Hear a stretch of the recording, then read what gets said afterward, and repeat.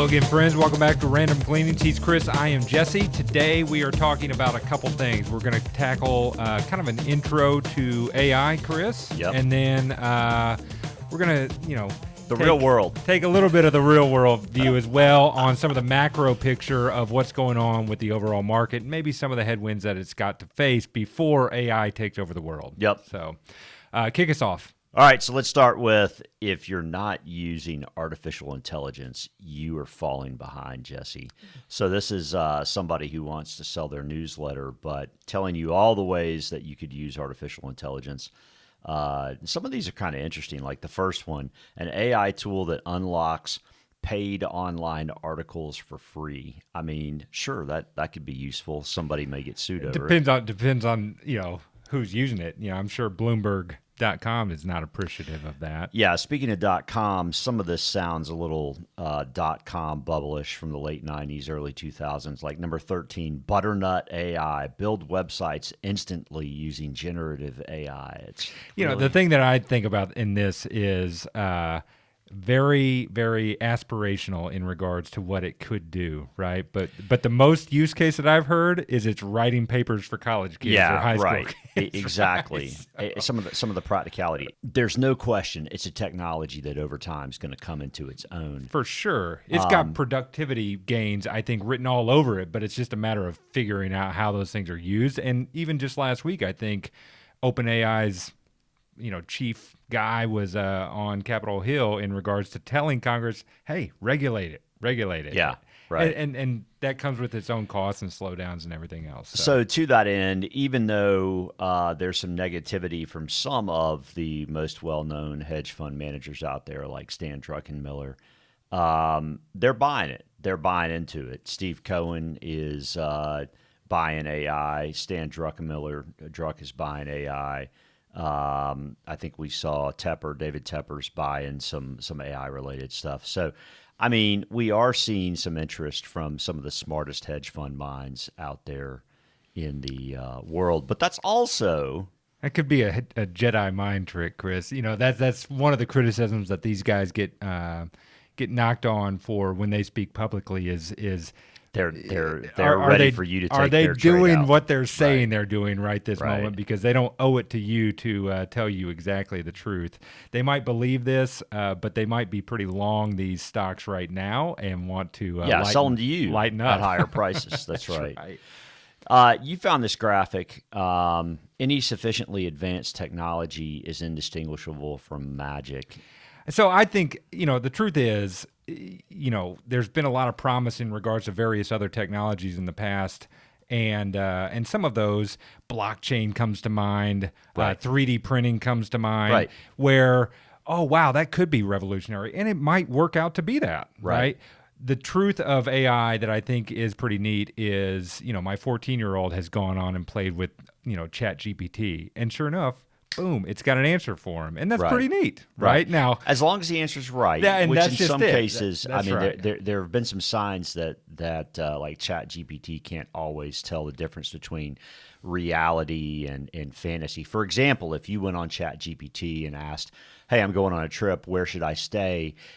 It may not come up with a hotel that is actually real, which is kind of a big deal. Your wife may be. I use ChatGPT to make my reservation. I mean, surely we're good. Right.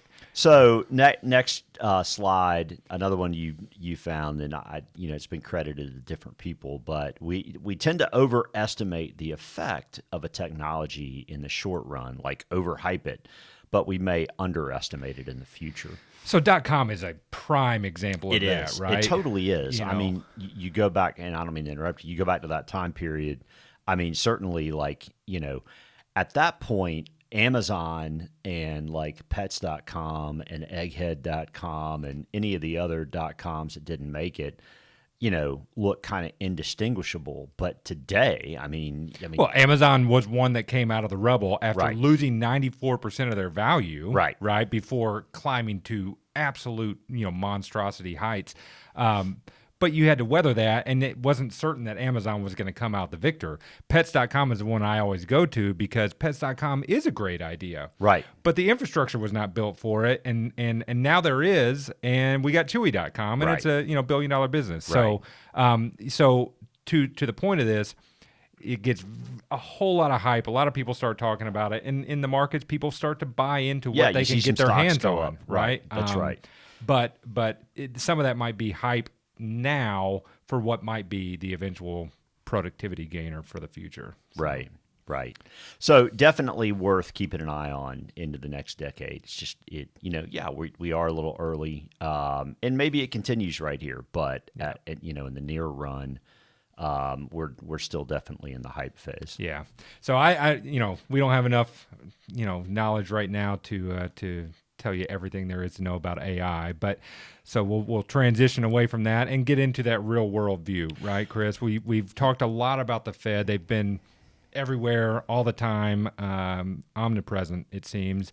And here's a hedge fund manager that has an opinion on where they are. Paul Tudor Jones has made a boatload of money with trend following. He's a little less of a macro guy like some of the other guys we mentioned a minute ago, but he was on CNBC last week saying the Fed's done and all is well and we're headed off and et cetera. But this morning, we'll see. Here's a headline from Becky Quick early this morning.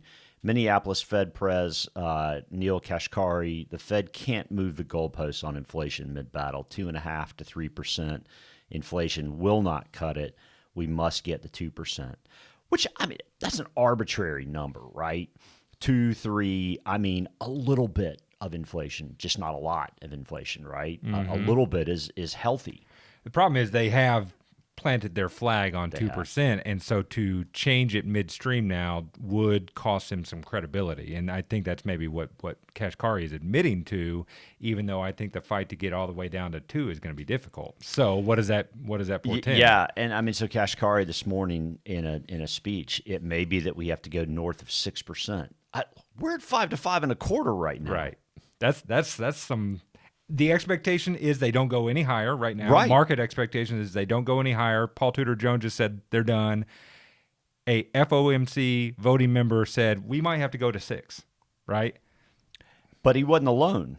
Look at the next slide. So here's Jim Bianco sharing Jim Bullard's point. Bullard, I'm thinking 2 more rate hikes this year. As this chart shows, the market disagrees. Here's the chart. Out to the end of December, if Bullard's right, 5.6 is that's 5.5 to 5.75. That's nearly a full percentage point above what the market expects and is not priced in at this point, either on bonds or on stocks. So, if we continue higher because of AI, and we continue to have a strong economy, guess what's next? Well. It certainly does embolden it emboldens the Fed, and this meme gives you a good view of that. So we talked about banks a lot in the past few episodes, and obviously we want banking system needs to be sound. And we mentioned getting kind of back up to the first threshold. The regional banks have gotten back up to the first threshold, but they are sitting right on it right now. It's like a magnet to it right now. Really is. And hopefully they'll get themselves going and we will have some positivity. Meanwhile, listen, cash is paying 4.5 to 5%.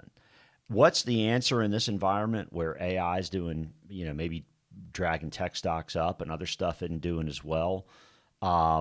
The market seems to be kind of trying to frustrate as many people as possible at the moment. Cash is yielding 4.5 to 5%. We don't have to get exotic while we're waiting for things to settle out somewhat. Yeah. And I know we've kind of positioned a little more for concerns about the debt ceiling debate, et cetera, in the near run. But suffice to say, there is a side of the economy that looks like exciting and rip-roaring and, hey, we're back to go-go times. And then there's a side that doesn't look as great. Here's Liz Ann Saunders this morning reporting through the end of Q1, only 324 billion in mortgages originated in Q1 23, down from 1.2 trillion at the peak in second quarter 2021. So basically, that's 9 months, and it's down 73%. It's pretty material. Now, that could be it's not because the consumer's not in good shape. It's because people don't want to sell their homes with sub-3 mortgages. That's why. Yeah. But at the end of the day, I mean, Home Depot's numbers weren't very good. I mean, it's still a cross-current time period. Well, you said it in passing to some extent, but another part of the macro picture is this whole debt ceiling, and I don't mean to get hyperbolic about that situation. It's a matter of confidence, right? And I think for Washington to work that out, and maybe the risk there is that they just punt it until September when the budget reconciliation needs to come about. And that doesn't bode well for a rip-roaring market either. So it's just a culmination of these things that just don't accumulate to the normal, hey, this is a bull market, we're going to just get a lot higher from here. You know what it sounds like to me? Patience and cash are good things. Patience is always a good thing. Yes, That's indeed. right. You got anything else? I got nothing. All right, friends, thanks as always for watching. We're grateful to you. Please do click the subscribe button and feel free to click the bell as well to be notified when we post. Please share with a friend, and we'll look forward to talking with you soon.